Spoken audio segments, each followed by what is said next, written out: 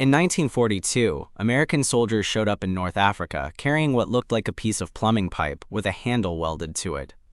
German tank crews who captured early examples literally laughed. They passed them around, pointed at them, and sent reports back to Berlin describing the weapon as crude, primitive, and laughable. Within 6 months, Germany had reverse-engineered that laughable pipe into their own version, bigger, more powerful, and rushed into production faster than almost any weapon in German military history. Within a year, Germany had begun redesigning the armor on every single tank they built because of it. My name is Eddie Arsenal, and today we are talking about the M1 Bazooka, the weapon that German tank crews laughed at in 1942 and spent the rest of the war being afraid of. The joke weapon that forced the most advanced tank-building nation on Earth to fundamentally change how they designed every tank they made. And the bazooka story is not just the story of one weapon. It is the story of a concept, the idea that a single infantryman carrying a portable tube on his shoulder could now threaten a 60-ton tank. That concept changed ground warfare permanently, and it started with an American engineer who had been thinking about rockets since the 1910s. But before we get into the weapon itself, we need to understand the tactical problem it was trying to solve, because that problem was one of the most urgent and deadly challenges facing infantry forces in the early years of World War II. By 1941 and 1942, armored warfare had created a terrifying new reality for infantry soldiers. German panzer divisions were sweeping across Europe and North Africa with a speed and violence that traditional infantry defense simply could not stop.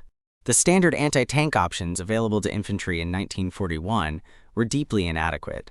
Anti-tank rifles, large, heavy bolt-action weapons firing armor-piercing rounds, had been rendered essentially obsolete by the increasingly thick armor of German tanks. The rounds that could penetrate a Panzer III in 1940 bounced harmlessly off a Panzer IV in 1942. Anti-tank guns, the towed artillery pieces that were the most effective tank killers available to infantry, were heavy, slow to move, required a crew of several men, and were extremely vulnerable to the kind of fast-moving armored assault that German doctrine specialized in. If a German armored column caught your anti-tank gun in the open or flanked your defensive position, the gun crew was dead before they could reposition. And repositioning a towed anti-tank gun in combat was a slow, exposed, dangerous process that required everything to go right. What infantry desperately needed was something that individual soldiers could carry, something that gave a single man or a small team the ability to engage and destroy a tank without requiring a crew-served weapon, a fixed position, or an entire logistics chain to move and supply. The solution came from a combination of two technologies that had been developing separately and had never been brought together before: the shaped charge warhead and the rocket propulsion system. The shaped charge, also called the Monroe effect after its American discoverer, was a specific type of explosive arrangement that focused the energy of a detonation into a narrow jet of superheated gas and metal, moving at extraordinarily high velocity. A shaped charge does not defeat tank armor by brute force, by simply being heavy enough and fast enough to punch through. It defeats armor by focusing explosive energy into a penetrating jet that burns and blasts its way through the steel, regardless of the projectile's velocity. This was revolutionary. It meant that the shaped charge warhead did not need to be fired from a high-velocity gun to be effective against armor. Even a relatively slow-moving projectile carrying a shaped charge could penetrate thick armor as long as it arrived and detonated correctly. The rocket propulsion piece came from a man named Dr. Robert Goddard, the father of American rocketry, who had been experimenting with rockets since the early 1910s and had developed practical rocket propulsion systems that could be miniaturized and adapted for military use. Goddard had actually proposed a shoulder-fired rocket weapon to the U.S. Army during World War I in 1918 and demonstrated a primitive version of the concept. The Army showed mild interest and then forgot about it when the war ended. Goddard went back to his rockets. 20 years later, in 1942, an Army officer named Colonel Leslie Skinner and an engineer named Edward U.H.L. picked up where Goddard had left off. combining the shaped charge warhead with a simple rocket motor and a lightweight launch tube to create something that had never existed before. The story of how the bazooka was assembled for its first demonstration is one of the great moments in weapons development history. UHL later recalled that he found a cardboard tube in a junk pile at Aberdeen Proving Ground that was exactly the right diameter for the rocket he had designed, and used it as the prototype launcher. A cardboard tube from a junk pile. That was the first bazooka. The weapon that terrified German tank designers and forced the redesign of an entire generation of German armor started as a cardboard tube pulled out of the trash. The demonstration for Army officials was a success, dramatic enough that the Army immediately placed a production order. The weapon was officially designated the M1 rocket launcher, but it acquired its famous nickname almost immediately. General Somervell, watching the demonstration, remarked that the weapon looked like the homemade musical instrument that comedian Bob Burns used in his radio act, a makeshift pipe instrument called a bazooka. The name stuck. The M1 rocket launcher became the bazooka before it ever reached the battlefield. Now let's talk about how the weapon actually worked. Because the bazooka's operating principle was genuinely novel, and understanding it helps you understand both why it was revolutionary and why it had the limitations it did. The M1 bazooka consisted of two main components: a smoothbore steel launch tube approximately 60 inches long and 2.5 inches in diameter, and a fin-stabilized rocket with a shaped charge warhead. To fire it, you placed the rocket into the rear of the tube, connected the electrical ignition wire to terminals on the tube, shouldered the weapon, aimed using a simple folding sight, and pulled the trigger, which completed an electrical circuit that ignited the rocket motor. The rocket motor burned for a very short time, just long enough to propel the projectile out of the tube and give it enough velocity to reach the target. After leaving the tube, the rocket continued to accelerate briefly before the motor burned out, and the projectile coasted the rest of the way to the target. The key safety requirement was the backblast, the exhaust from the rocket motor that erupted from the rear of the tube when the weapon fired. Anyone standing within about 30 feet directly behind the bazooka when it fired was in serious danger from that exhaust plume. This meant the bazooka was inherently a two-man weapon in practice: one man to carry and aim the tube, and one man to load the rocket from the rear and stay clear of the backblast zone. In an emergency, a single soldier could operate it alone, but the normal combat use required a team. The shaped charge warhead on the M1 could penetrate approximately 3 to 4 inches of homogeneous steel armor when it functioned correctly. Against the armor of most German tanks in 1942, the Panzer III and Panzer IV, this was potentially effective, particularly against side and rear armor. I want to say potentially effective very carefully, because the M1 bazooka's combat record against German armor was genuinely mixed, and I am not going to pretend otherwise. This weapon had real problems, and those problems got real people killed. The first problem was reliability. The M1 bazooka was rushed into production and into combat faster than its development had fully matured. The electrical ignition system was temperamental. Connections could fail, moisture could disrupt the circuit, and the misfire rate in field conditions was higher than acceptable. A misfire with a bazooka in combat, when you are 20 meters from a tank that is about to run you over, is not an inconvenience. It is potentially a death sentence. Soldiers who experienced misfires in combat described the experience in terms that make your stomach drop. The second problem was propellant performance in cold weather. The rocket propellant in the M1 burned poorly in low temperatures, which was a serious problem in the North African desert nights, even more serious in the Italian mountains, and potentially catastrophic in the winter conditions of northwestern Europe. In cold weather, a bazooka rocket might leave the tube with insufficient velocity, travel on an unpredictable trajectory, or fail to detonate properly on impact. Soldiers in cold weather combat learned to keep their rockets warm by any means available, inside their jackets, near their bodies, to try to maintain propellant performance. The third problem was penetration against the heaviest German armor. Against the Tiger tank's frontal armor, 100 millimeters thick at a slight angle, the M1 bazooka's shaped charge warhead was essentially useless. The penetration capability simply was not there. And here is one of the most alarming facts about the early bazooka. The rocket was slow enough that experienced German tank commanders, seeing the distinctive backblast of a bazooka firing from a distance, could sometimes maneuver their tank to avoid the incoming round. You had to see it to believe it, a tank moving to dodge a rocket. But the M1's rocket velocity was low enough, and the travel time to target long enough, that a tank crew paying attention and with room to maneuver had a real chance of avoiding a direct hit. So by any objective technical assessment, the M1 Bazooka was an imperfect weapon with serious limitations that affected its combat effectiveness. German tank crews who laughed at it were not entirely wrong about its weaknesses. And yet, and this is the entire point of today's video, Germany's response to the bazooka was not to dismiss it. Germany's response was immediate, alarmed, and comprehensive. Because Germany understood something that the bazooka's critics missed entirely. What Germany understood was that the M1 bazooka's technical limitations were temporary problems that engineering could solve. The concept behind the bazooka, that a single infantryman could now threaten a tank with a portable, shoulder-fired weapon, that concept was permanent. And it changed everything. Let me explain exactly what that concept meant for tank operations. Before the bazooka, a tank commander in an urban environment, a forest, or any terrain with cover for infantry could operate with a certain baseline confidence that the infantry around him, however numerous, could not kill his tank without crew-served weapons that he could identify and target. After the bazooka, that confidence was gone.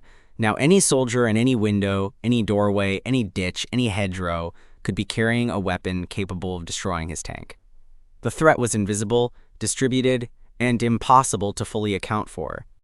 That change in the psychological and tactical environment of armored warfare was not a small thing. It was fundamental, and Germany recognized it immediately when they captured their first bazooka examples in Tunisia in late 1942. The captured bazookas were shipped back to Germany for immediate analysis. German engineers tore them apart, studied the shaped charge warhead design, analyzed the rocket propulsion system, and began working on their own version within weeks. The German copy, the Raketenpanzer Bux 43, immediately nicknamed the Panzer Shreck, meaning tank terror, appeared in service in 1943, less than a year after Germany first encountered the bazooka concept. The Panzerschreck was not a slavish copy. German engineers took the core concept and made it significantly more powerful, increasing the warhead diameter from 60 mm to 88 mm, which dramatically increased penetration capability, and improving the rocket motor for better performance. The Panzerschreck could penetrate approximately 160 mm of armor, significantly more than the M1 Bazooka's 75 to 100 mm. Against almost every Allied tank in service, the Panzerschreck was genuinely dangerous. Germany had taken America's laughable pipe and made something genuinely terrifying. But the Panzerschreck had its own problem that the Germans had not fully solved. The backblast from the larger rocket motor was intense enough to injure the operator without protection. German Panzerschreck operators had to wear a cape and a gas mask to protect themselves from their own weapon's exhaust. A gas mask. To use your own weapon. That is a design limitation that puts the bazooka's problems in perspective. At least bazooka operators didn't have to wear chemical protection gear to fire it. Now, here is where the story gets truly remarkable, because Germany's response to the bazooka concept went far beyond just copying the weapon. Germany began redesigning their tanks because of it. The specific modification was the Schürzen, thin steel skirt plates that were added to the sides and sometimes the rear of German tanks, hanging slightly away from the main hull armor. Schürzen, which translates roughly as aprons, were not designed to stop a bazooka warhead by being thick enough to resist penetration. They were far too thin for that. A Schürzen plate was typically only 5 mm thick. The bazooka could punch through 5 mm of steel trivially. What the Schürzen were designed to do was cause the shaped charge warhead to detonate prematurely at a distance from the main armor, rather than detonating directly against it. Here is the physics of why this worked. A shaped charge warhead needs a specific distance, called the standoff distance, between the point of detonation and the armor surface to form its penetrating jet correctly. If it detonates too close to the armor, or directly against it, the jet does not have room to form and penetrate effectively. If it detonates too far away from the armor, the jet disperses and loses penetrating power before reaching the surface. The shaped charge warhead is optimized to work at a specific standoff, and the Schürzen were designed to disrupt that optimization. When a bazooka round hit a Schürzen plate, it detonated against the thin steel, but now the main armor was several inches further away than the warhead's optimized standoff distance. The penetrating jet formed, but by the time it reached the main armor, it had already begun to disperse and lose effectiveness. The result was that Schürzen-equipped tanks were significantly more resistant to shaped charge warheads than the same tanks without Schürzen, even though the Schürzen themselves were trivially thin. It was an elegant engineering solution to a new threat. Germany added Schürzen to the Panzer IV, to Stug assault guns, to half-tracks, and eventually influenced the design of newer vehicles to incorporate similar protection from the ground up. The bazooka had forced a fundamental rethink of German armor protection philosophy. Think about what that means. A weapon that German tank crews laughed at forced Germany, the most sophisticated and experienced tank-building nation in the world in 1942, to add new armor systems to their existing vehicles and redesign the protection philosophy of their new ones. That is an extraordinary strategic impact for a weapon with a misfire problem and a propellant that didn't work well in the cold. The concept was so threatening that Germany responded to it comprehensively, even while dismissing the specific early version as crude. Germany was not wrong that the M1 Bazooka was crude. They were catastrophically wrong to laugh at it. Because crudeness is a temporary condition, the concept driving it was permanent. Now let's talk about how the bazooka actually performed in combat when it did work, because despite its limitations, there are accounts of effective bazooka use throughout the war that demonstrate what the weapon could do in the right hands and the right circumstances. The bazooka was most effective against German armor from the side and rear, where armor was thinner and the shaped charge had a realistic chance of penetrating. A well-placed shot from ambush at close range against the side of a Panzer IV or a half-track was frequently devastating. American infantry in North Africa, Sicily, and Italy developed tactics specifically designed to get bazooka teams into ambush positions where they could engage German armor from close range against exposed flanks and rear sections. Urban combat was particularly favorable for bazooka teams. In the streets and buildings of Italian and later French and German cities, infantry could position at close range and engage tanks from above, from the sides, from doorways and windows, negating the tank's ability to maneuver away from the incoming round. There are accounts from Sicily in 1943 of bazooka teams in buildings engaging German tanks in the streets below, firing down at the thinner top armor of the turret and engine deck, where even the M1's limited penetration was sufficient to cause damage or force the crew to abandon the vehicle. Against lighter German vehicles, half-tracks, armored cars, light self-propelled guns, the bazooka was considerably more effective than against heavy tanks. The shaped charge warhead that might bounce off a Tiger's frontal armor would go straight through the side of a SDKFZ 251 half-track. Bazooka teams learned to prioritize targets based on their weapon's actual capabilities, targeting lighter vehicles, exposed engine compartments, tracks, and running gear, and using their rounds to force tank crews to button up and reduce their visibility, rather than always attempting outright kills. A tank with all hatches closed, buttoned up, is significantly less effective than a tank with hatches open and commanders observing freely. Even a bazooka round that failed to penetrate main armor could force German tank commanders to close their hatches, dramatically reducing their situational awareness and combat effectiveness.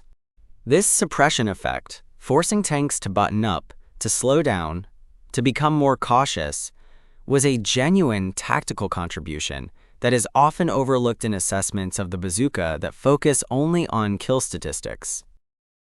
Now let's talk about the improvements, because the American military recognized the M1's limitations quickly and moved to address them, and the story of the bazooka's development is a story of continuous improvement driven by combat experience. The M1A1 addressed several of the original's most pressing issues, improving the electrical connections, making the weapon slightly lighter, and refining the sighting system based on feedback from soldiers who had used it in North Africa. The M9 Bazooka, introduced in 1944, was a significantly more capable weapon. It broke into two sections for easier carrying, had an improved warhead with better penetration, and addressed many of the reliability issues that had plagued the M1 in early combat. The M9's penetration of approximately 100 to 120 millimeters of armor was a meaningful improvement over the M1's 75 millimeters, enough to threaten the side armor of Panthers and the rear armor of Tigers, making it genuinely dangerous against the full spectrum of German armor rather than just the lighter vehicles. By the time the M9 reached troops in meaningful numbers, American infantry had a weapon that was significantly more capable than what had entered combat in North Africa 2 years earlier, and they had 2 years of tactical experience in how to use it effectively. The ultimate evolution of the bazooka concept in American service was the M20 Super Bazooka, a 3.5-inch version with dramatically improved penetration that entered service just after World War II ended and went on to serve in Korea, where it finally gave American infantry a weapon capable of defeating Soviet T-34 tanks reliably. The Super Bazooka in Korea completed the journey that the M1 had begun in North Africa, from a weapon that couldn't reliably penetrate the best enemy armor to one that could. The concept had finally caught up with the ambition. Now I want to talk about the broader impact of the bazooka on infantry anti-tank warfare, because the weapon's legacy goes far beyond its own service life and its direct descendants. The bazooka established the foundational concept of the man-portable anti-tank rocket launcher, a concept that has never left military arsenals since 1942 and that has been continuously refined into weapons of staggering capability. The Soviet RPG series, perhaps the most widely used anti-tank weapon in the history of warfare, appearing in conflicts on every continent since the 1960s, traces its direct conceptual lineage to the bazooka and the Panzerschreck that Germany built in response to it. The American M72 Law, the Swedish AT4, the Israeli Matador, the American Javelin, every man-portable anti-tank weapon in service in any military on Earth today is a descendant of the concept that Edward UHL assembled from a cardboard tube pulled out of a junk pile in 1942.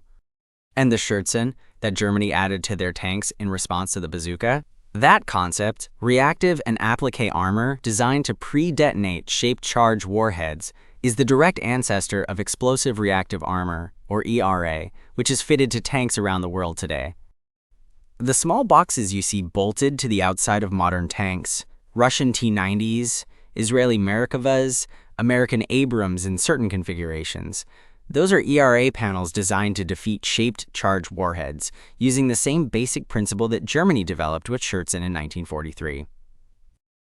A principle forced into existence by the M1 Bazooka, the laughable plumbing pipe, the cardboard tube from a junk pile, the weapon that German tank crews passed around and laughed at in Tunisia in 1942. Every modern tank with reactive armor. Every infantry soldier with a rocket launcher on his shoulder. Every RPG in every conflict since 1960. All of it traces back to that moment in North Africa when an American soldier pointed a tube at a German tank and the tank crew laughed. They stopped laughing very quickly, and the tanks they built after that, with their Schürzen and their thicker armor and their own Panzerschrecks, were proof of exactly how quickly they stopped. Now let's talk about one specific bazooka moment that I think captures the weapon's importance better than any statistic, because the numbers tell you what the weapon did, but the stories tell you what it meant.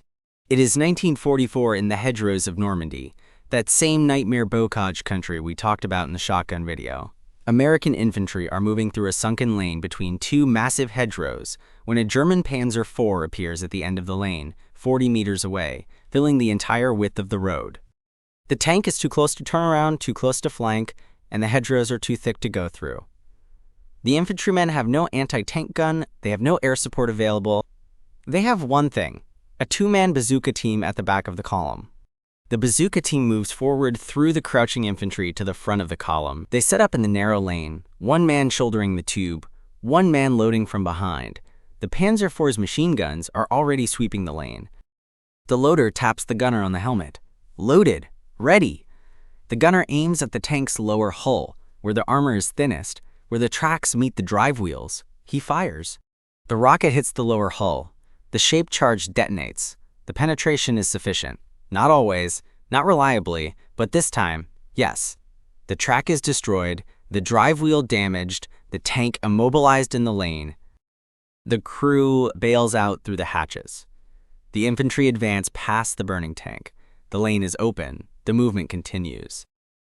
That moment, repeated in variations thousands of times across the European and Pacific theaters, is the bazooka's real legacy, not the kill statistics, not the penetration numbers, the moment when the tank stopped and the infantry kept moving. The M1 Bazooka, called a joke, called crude, laughed at by the tank crews of the most powerful military in Europe, then copied by those same tank crews, army within months, then used as the justification for redesigning every tank Germany built for the rest of the war. A cardboard tube from a junk pile that changed the relationship between infantry and armor forever. That is the story of the weapon that nobody took seriously until the most serious military engineers on Earth started losing sleep over it. And if you want to know about the American invention that changed the war, not on the ground, but in the sky, a secret so closely guarded that it was classified for years after the war ended, and that doubled the effectiveness of every anti-aircraft gun in the Allied arsenal. That story is coming next. Subscribe to Eddie Arsenal, hit that notification bell, and I will see you in the next one. Let's load it up.